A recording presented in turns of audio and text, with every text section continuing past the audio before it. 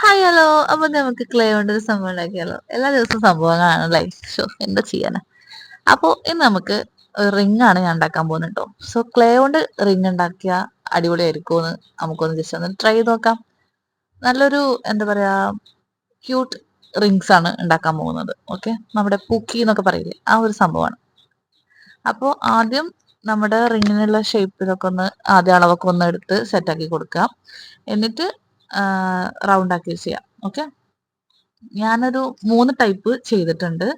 ആദ്യം ജസ്റ്റ് ഒന്ന് റൗണ്ട് ആക്കിയതിനു ശേഷം അതിൽ ഒരു ഹാർട്ട് വെച്ച് കൊടുക്കാനാണ്, ക്യൂട്ടാക്കിയിട്ട്. ഓക്കെ, അത് വെച്ച് കൊടുക്കാനാണ് ഒന്നാമത്തെ ഉദ്ദേശം. ഓക്കെ, രണ്ടാമത്തെ എങ്ങനെയാന്ന് വെച്ചാൽ കുറച്ച് വീതിയിൽ സെറ്റാക്കി, നമ്മൾ ബോയ്സ് ഒക്കെ ഇടുന്ന റിങ്സ് കണ്ടിട്ടില്ലേ, അതുപോലെ കുറച്ച് വീതിയിൽ സെറ്റാക്കി കൊടുക്കാന്ന് വിചാരിച്ചിട്ടുണ്ടായിരുന്നു.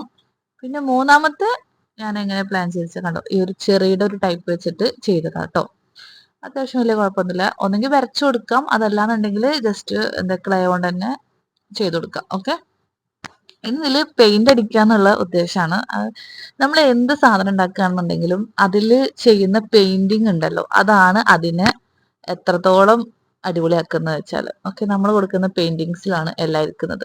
സോ ഞാൻ ഇവിടെ എടുത്തിരിക്കുന്നത് പേസ്റ്റൽ കളേഴ്സ് ആണ്, അതുകൊണ്ട് തന്നെ ഇത് നല്ലൊരു പൂക്കി എഫക്റ്റ് കിട്ടുന്ന സംഭവമാണ്. ഓക്കെ, അപ്പൊ നമുക്ക് സംഭവം സെറ്റ് ആയിട്ടുണ്ട് 3 എണ്ണം. ഇതിൽ ഞാൻ എന്തെങ്കിലും റൈറ്റിംഗ് ചെയ്യാന്ന് വിചാരിച്ചിട്ടുണ്ട്. അപ്പൊ ലാസ്റ്റ് ഫൈനൽ ലുക്ക് എങ്ങനെ ഉണ്ടെന്നത് ഇഷ്ടപ്പെടുകയാണെന്നുണ്ടെങ്കിൽ ജസ്റ്റ് ഒന്ന് ലൈക്ക് ചെയ്യുക, അവർ സബ്സ്ക്രൈബ് ചെയ്യാൻ മറക്കണ്ട കേട്ടോ.